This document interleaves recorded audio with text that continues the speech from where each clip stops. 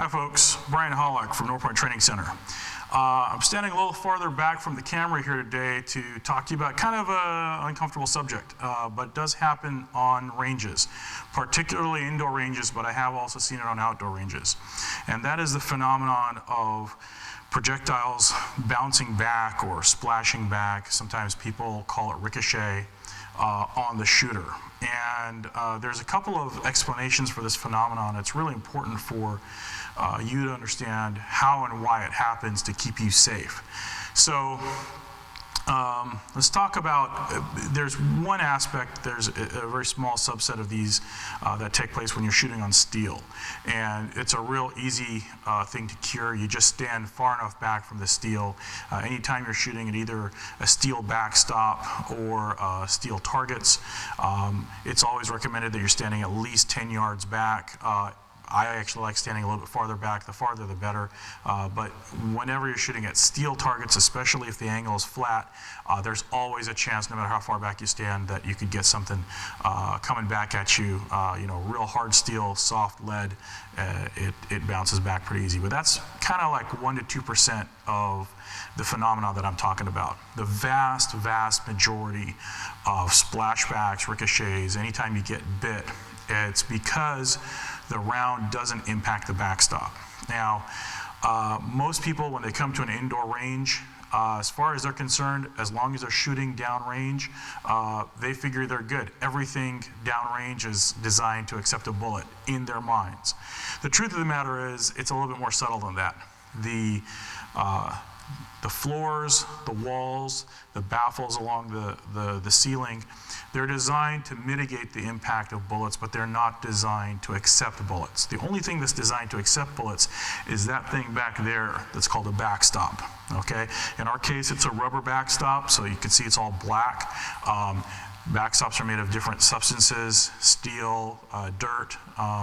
Rubber is becoming increasingly popular. It's just because it's an easy recyclable material.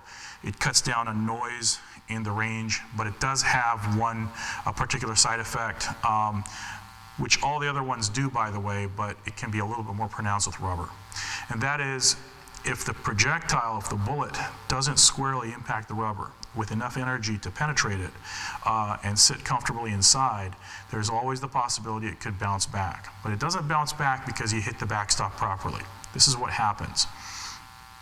Most people, most shooters, have a tendency to shoot low. It's a very, very common phenomenon. When you go to the range, watch your shots, pay attention, you'll tend to see you're aiming at one spot, and most newer shooters tend to shoot a little bit low. Well, what happens is when you shoot low is you hit the floor. Well, no big deal, right? It's designed to take bullets. Well, yes and no. What'll happen is the round will impact the floor and will skip off the floor and will hit the backstop. And then an interesting thing happens. Hopefully it has enough energy to penetrate the rubber and sit and encapsulate inside. A lot of times it doesn't. A lot of times it's lost so much energy by the ground strike that when it ricochets up, it skips up and it hits the rubber, it bounces back. A little bit like the tennis ball here.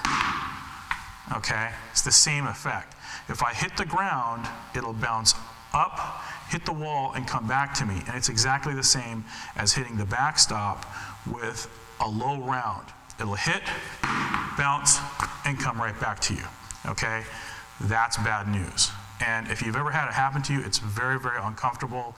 It's a little bit frightening, and certainly not something that you're looking for. And we want to make sure that you can mitigate that.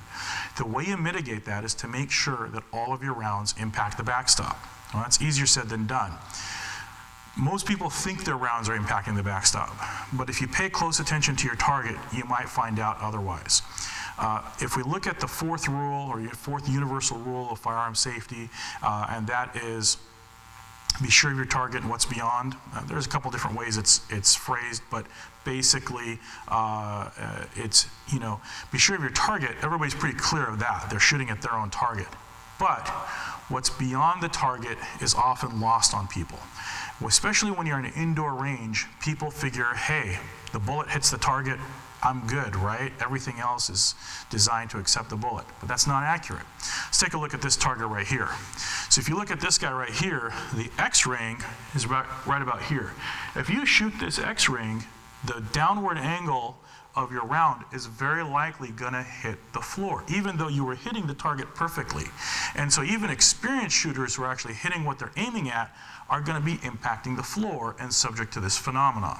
And remember, you impact the floor, it's gonna ricochet off of the floor and hit the backstop. Whether the backstop's made of dirt, whether it's made of steel, or whether it's made of rubber, there's always the possibility that it's gonna hit it at an odd angle, and it's not gonna have enough energy to have the backstop do its job, and it's gonna bounce back to you. This is particularly disconcerting to newer shooters, okay, who are actually more prone to this phenomenon, and when they get hit, it really turns them off to shooting in general. So pay attention to your shots. Now, a good way of doing that is this. When you're looking at your target, pay attention to the color of the holes. So when you shoot, you're going to produce little holes in the target. Look at the color of the backstop and look at the color of the floor. In most indoor ranges, there's a difference in the color. So in our range, right now it's gray. We don't know, we might paint it in the future, but right now the floor is gray, the backstop's black.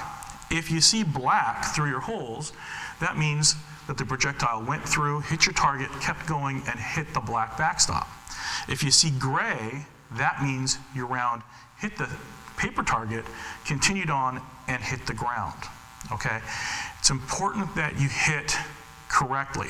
Now, this kind of stuff really kind of throws people off. You know, they go, well, my target has the X-ring so low, and so that's all I have to aim at. Look, guys, this is just an abstract thing. It doesn't have to be that you aim for this X. You know, pick the 7 right here at the neck, okay? If you feel real strongly about the X, fold the target.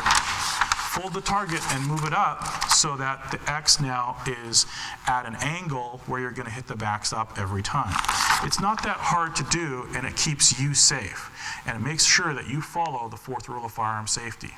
So from North Point Training Center, this is Brian Hollock. Be safe.